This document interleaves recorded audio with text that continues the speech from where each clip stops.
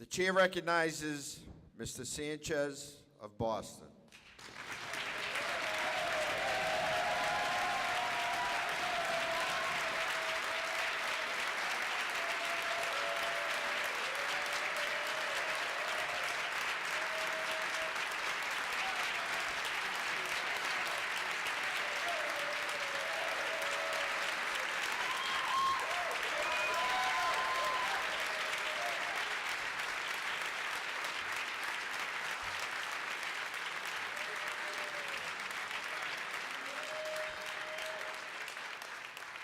This microphone is real quiet today. I wonder why.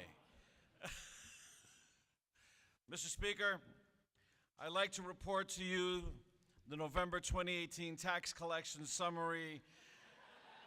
Oh, wait a minute. I told you this was going to be hard. But really, we're up. And thank you, Secretary of Administration and Finance, for getting me that. And everybody in the administration for being such great partners. So I hope that I was going to be like that Puerto Rican guy that won a baseball game and got signed on again, but it ain't working out that way. And you know what? All of us know that this day is going to come, either because we want to go or because of the other way. And it's hard. Make no mistake about it.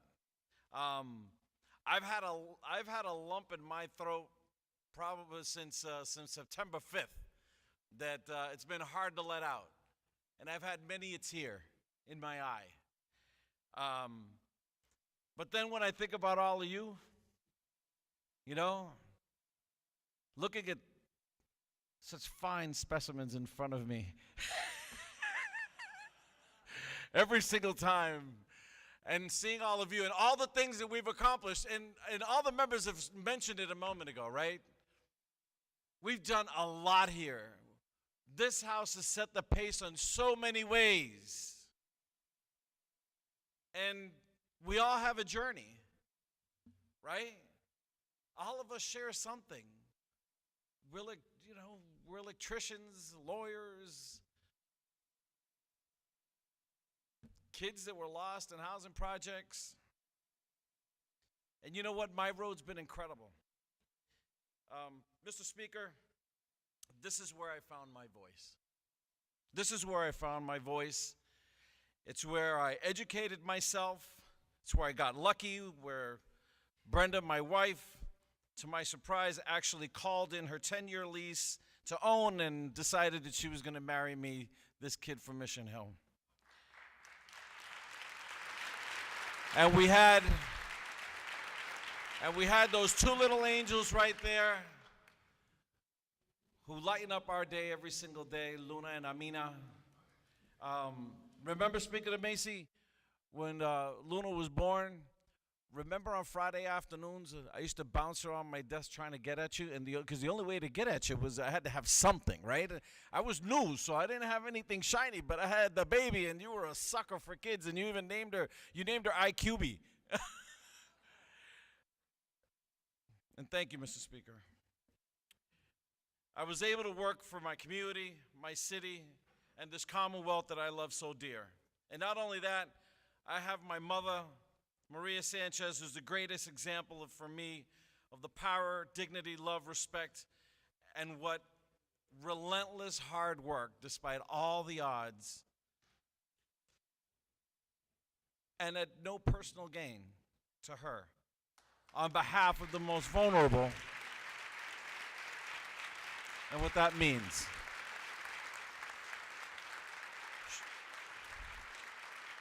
She would tell me when I was a kid about, the guy who's the first democratically elected governor in Puerto Rico. He said, if you're going to that place, he said, you better live like an angel, but you better produce like the devil. And that's what all of us live by. We have to work hard. And in my community in Mission Hill and Jamaica Plain, in the time that I spent working in City Hall,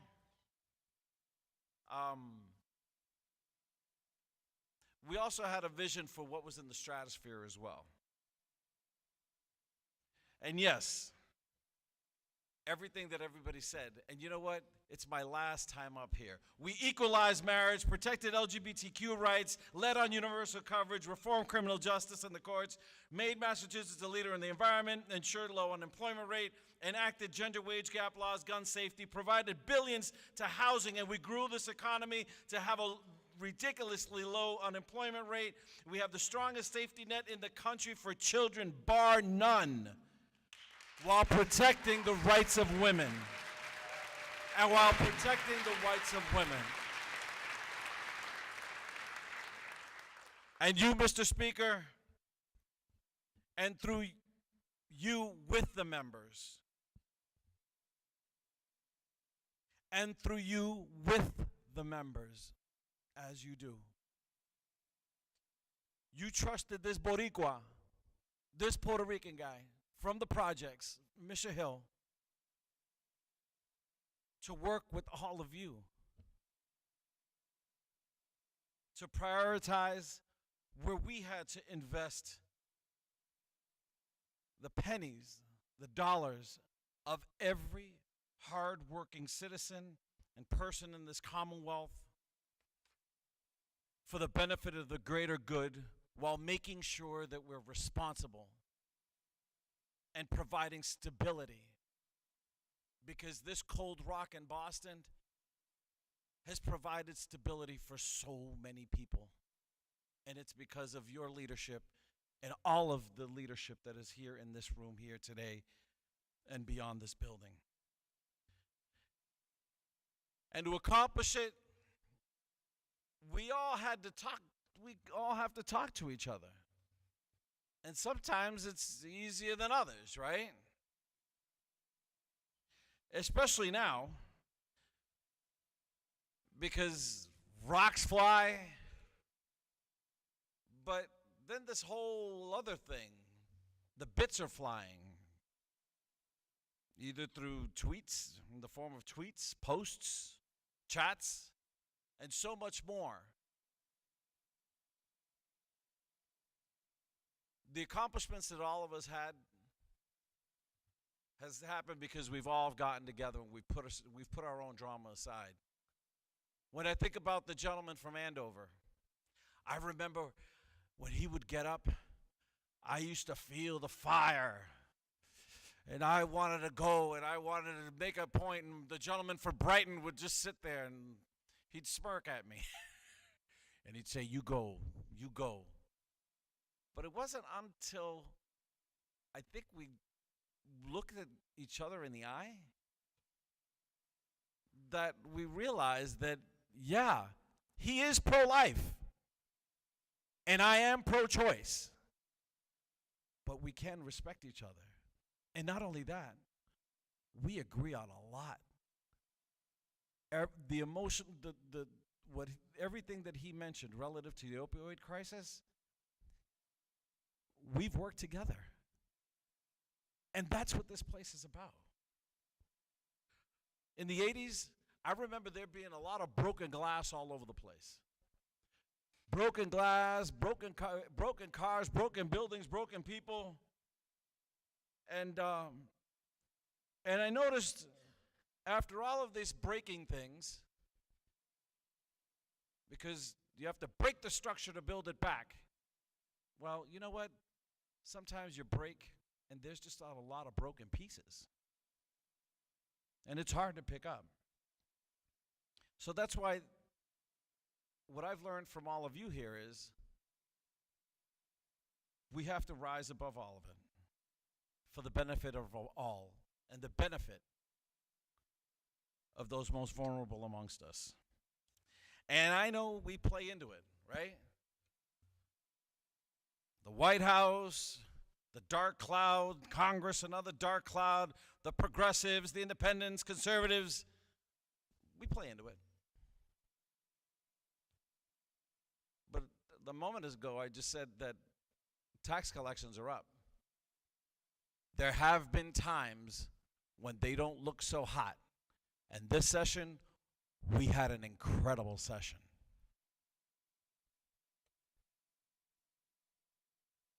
But I want to remind us of how we did accomplish so much. So,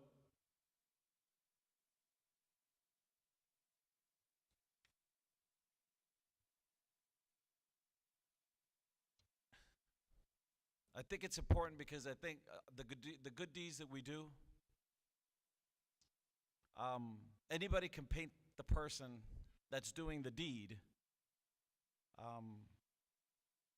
but never really gets attention on the deed itself.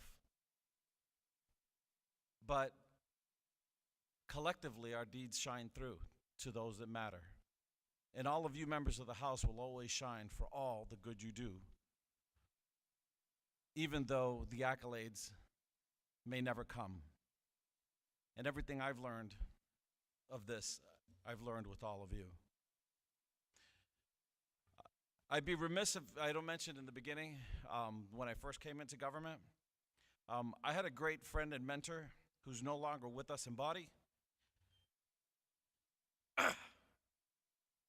who lives on, the late Thomas Michael Menino. Thank you, Angela. Thank you, Angela, for being here with us, because it was with him that I learned that there's paths, and you got to make a choice. And I learned how to get over myself and commit for something greater than myself. And it was with him that I had the honor of being with you, that I had the honor of being with Carol Brennan, Tomas Gonzalez, Michael Kanivi, who would be out there with us at 2 o'clock in the morning, evacuating buildings in old run-down housing projects, evacuating houses when there were floods, and holding people's hands when they lost a loved one due to violence. And also to Seth Gattel, a member of your staff, who, he came from this weird newspaper, right now. Right, but that's what, right? When Carol was from that weird newspaper too, right? But it's these folks and other Menino University alumni that I learned early on this power of discourse, and most importantly, being there for people, because this business is about the people. And we were all urban mechanics, and we were proud of that. And with Tom Menino, you had to be ready. Mr. Speaker, I thank everybody that's behind that door back there that nobody sees, that keep the pieces together, that keep the conversations going with members, with the outside world. Your staff is incredible and the best and the impact that I've had with your staff, especially in this particular year, has been incredible. And I thank all of you, for your hard work and commitment in an incredible year. The clerk, Mr. James, your staff, thanks for keeping us on note, on point, and on time. House Counsel, Mr. Kennedy, thank you. Thank you. Remember when we were writing that report for a said Speaker DeMacy on gambling?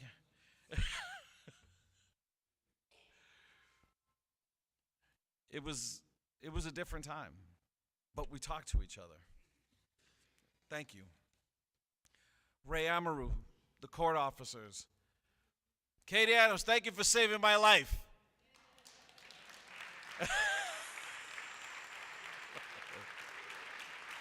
Yeah, and the guy from Brighton too, wherever he is. Oh, there he is.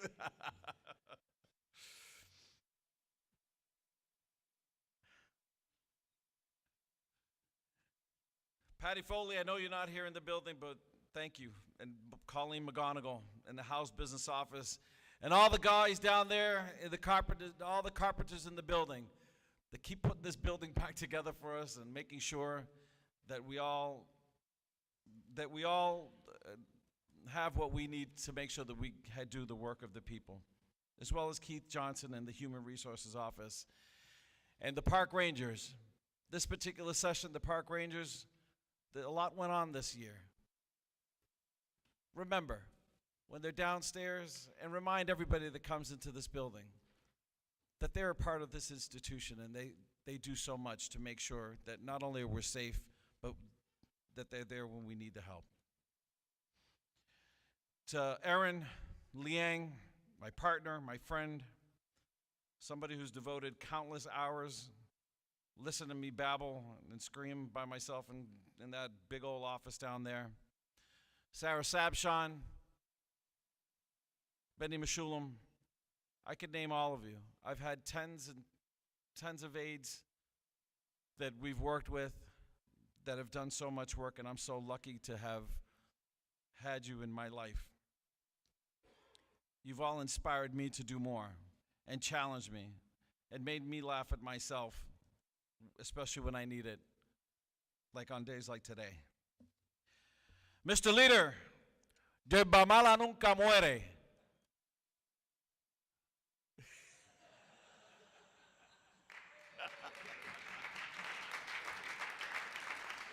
And the gentle lady from Somerset, who's put me in check. And I thank you for that.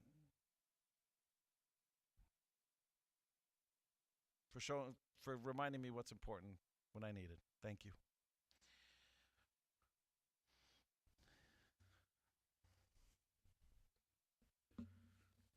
There's so many of you, and especially in the position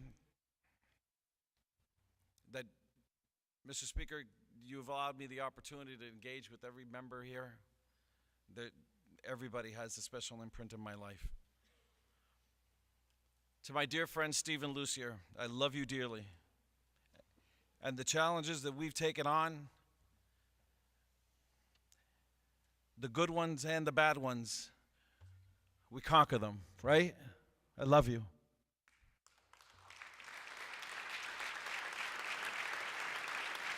To the folks at the Bromley Heath and Mission Main housing projects, and everybody in my district, and to my dear sister Marlene, who's sitting right there, who is always in the background with her unwavering love and support while her baby goes up and flaps his gums everywhere he goes. I will always be indebted and grateful and beholden to each and every of you and each and every day as I embark on this next journey. And to you, Mr. Speaker, thank you for not only being a voice for the voiceless, but for being my friend and entrusting me with your confidence and believing in me since the first time we started this journey together. You are a true gentleman, which I've learned so much from. Yeah, I mentioned Tom Menino, and he's big in my life. And you're huge as well.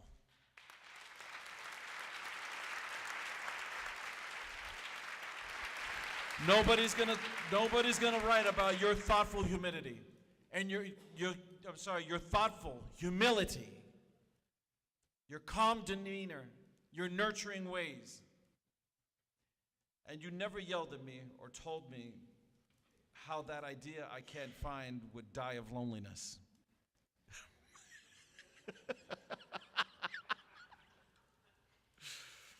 You've allowed me to reach heights I've only dreamed of. And in that note, I'm reminded of a poem I read in my maiden speech in its entirety. And I won't subject you to that, even though the leader would love to hear it. I'm just going to say just the last two, just one verse, okay? Just one. Because remember, you Italian guys, you're actually Latino, right? So you're going to soak it up somehow. Yo sueño que estoy aquí y soñé que en otro estado más lisonjero me vi, que es la vida un frenesí, que es la vida, una ilusión, una sombra, una ficción, y el mayor bien es pequeño. Y los sueños son. So I ask all of you to dream and continue the good work that I wasn't able to get done for the people who call this great Commonwealth home. And they're counting on you like I am. And it's been my honor to be a part of this house. And I wish you all Godspeed for yourselves, this great Commonwealth of Massachusetts. I won't say goodbye. I'll say hasta luego, todos. Gracias.